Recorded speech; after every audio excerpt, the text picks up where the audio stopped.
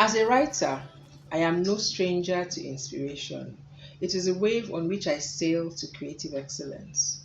It is impossible to create any art form without first having an idea, whether it's a story, a poem, a painting, a sculpture, even a dance. It always starts with an idea. That, ladies and gentlemen, is inspiration. This is what gives someone an idea about what to do or what to create. Make no mistake about it, sometimes even we artists experience periods of drought where we seek inspiration without success. Innovation, on the other hand, can be seen as a process of doing things differently or in a new way in order to get added value. I like a definition by digintent.com. It says innovation is a process of creating value by applying novel solutions to meaningful problems. Now, I like to see inspiration and innovation as different points on a journey. And today, I will attempt to share my thoughts on how inspiration can come to an individual and how you can successfully make that inspiration-innovation journey to become a reality. I'll start with the latter. Now, there are four major things between inspiration and innovation, and they are this. First, it must be new or different. Second, it must be executed or executable. The third thing is that it must solve a problem, then it must create value. Now, I'll start with the first. You can have a great idea, but if it's been done before, then it really cannot be called an innovation, right? The newness can be in the idea itself or in the way you apply the idea. So I'm certain that you all understand this point because the idea of novelty or newness is hardwired into the concept of innovation. In writing my latest book, Efo Riro and Other Stories, I knew I wanted the stories to stand out, to feel different. That's why I chose to write some of the stories in Pidgin, Nigerian Pidgin, to make the stories and my characters more authentic and endearing. For instance, Sixtus, that's the name of the main character in the title story, Efo Riro.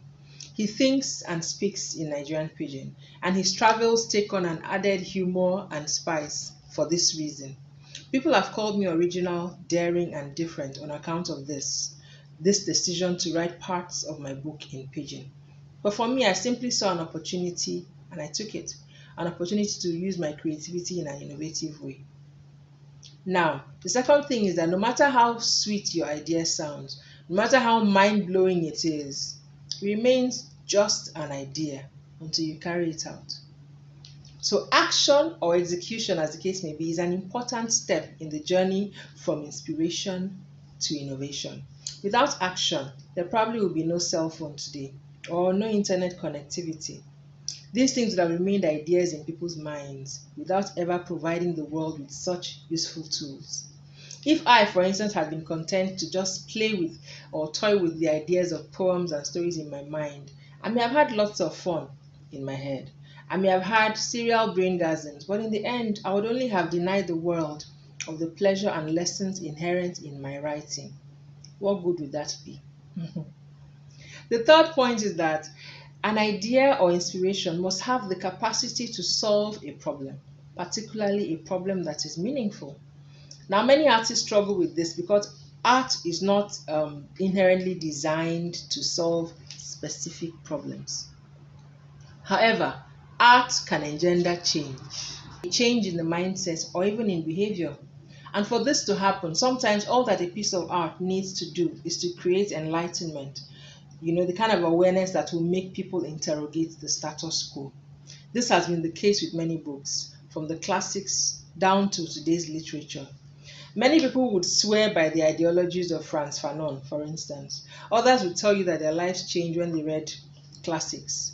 I can readily tell you now that my ideas, my perception of mental health, family life, and feminism started to expand when I read Nervous Conditions, written by Tsitsi Dangaremba.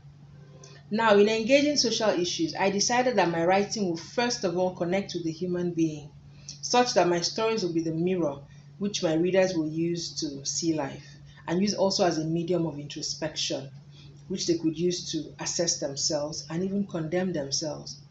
Whoever reads my book should be able to relate with the characters and say, hey, that's me in that story. They should ask why. and then hopefully they should act differently.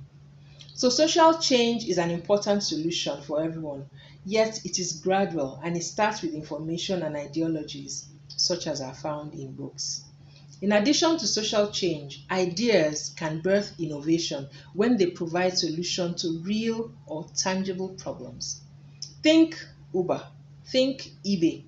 Think of all the medical innovations that have made our lives easier, from scans and imaging technology to varifocal lenses, and many more. In my opinion, this solution provider characteristic is second only to execution. Because if your idea does not solve a problem, if it doesn't fill a gap or cater to a certain need, then it really might not be an innovation that we can reckon with.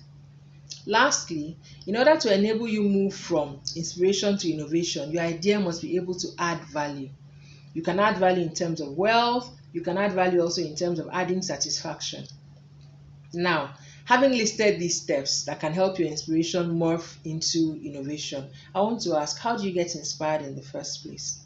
How do you get that creative idea? The human being is extremely intelligent and we are a complex entity. Our resourcefulness cannot be underestimated because we are both receptacles and distributive valve for ideas. So inspiration comes in different ways. But first of all, you should do a self-audit. I believe that you cannot be inspired if you do not know what skills and strengths you possess. Even a thorough analysis of your weaknesses will help you to know what areas to build on and probably seek collaboration. Secondly, you should fuel your mind as much as you fuel your body. So read. Read new things. Expand your mind. Expand your worldview by all means. As my friend Ibrahim Ganyu likes to say, creativity comes from information that fuels imagination towards the why. The why is very important. Otherwise, you will not be inspired. Otherwise, you will not be able to innovate. I also try to listen to calm instrumental music, like classical music, because it helps to open my mind and help me get inspired. I like to talk to people who are more knowledgeable than I am. So yes, if there's a specific field I'm aiming for, it's good to bounce ideas off people who are more intelligent than I am. Bottom line is get information, right? The next thing I like to do is to feed my eyes and brain on new sites. So it could help to take a walk or to travel to a new town. And even though a pandemic might not allow you to travel, a simple walk might do the trick of helping you get inspired or helping bring certain ideas together, so that it would form something good. Having done a knowledge audit and taken a few of these other steps, you need to look around you and then find what problems you can find solutions to in your locale. Remember earlier on I said that innovation must be able to solve problems? Yes, that's it. Your inspiration can come to you quickly when you seek to provide solutions to problems that already exist. Very few things can inspire you as much as real-life problems that need solution. So solving simple problems can lead to great innovative services or products, such as starting a service where you cook and deliver meals to people who cannot find time to do that. People who are very busy with work and who live in a metropolis like Lagos, for instance. So that could be a service or a product that would be very innovative. They could do this on order. Or maybe you have an idea that can revolutionize the way that trash is disposed or the way that trash is sorted out. That's a problem solver right there in a place like Nigeria, where the collection and sorting out of trash is still a big problem, right? So you need to find, is there a need that is available in your community? Is there a gap that needs filling? That could just be your next inspiration for some big innovation. Now, as a species of evolution, you and I are constantly faced with situations that demand change. This often means growth and development in some form. Sometimes it feels as if we would cease to exist if we don't embrace change in our lives. Now, no one saw the upheavals that 2020 would bring along with it. No one was prepared for the disease that would demand our humanity, task our sanity, and challenge our idea of normal. It's as if all of humanity was held in a chokehold, and the noose is getting tighter and tighter. Yet the year is not through with us. We've been pushed to rethink innovation in 2020 more than we have done in recent past. This is the year when people were more concerned about survival than commerce. This is the year that tourism and entertainment took a back seat. Even war was put on hold. We had to rise above the challenges of COVID-19 to discover new normals while within the confines of our homes. Economies crashed, okay? And even the book economy was no different. This was my reality within 3 weeks of releasing my book of short stories. So the pandemic persists. We continue to sell because inspiration met with innovation in defiance of a faceless monster that drove us into our homes. And I'd like to end with this short verse. Extreme grace kept us here at this time. We are shaken but not broken. We are daring to break stereotypes, ready to disrupt the norms. We are a different kind of creative. Inhale a gust of inspiration. Exhale unfettered innovation. We inspire, we create. We never tire, we innovate. We were born for this. Come, let us soar, achieve. Thank you.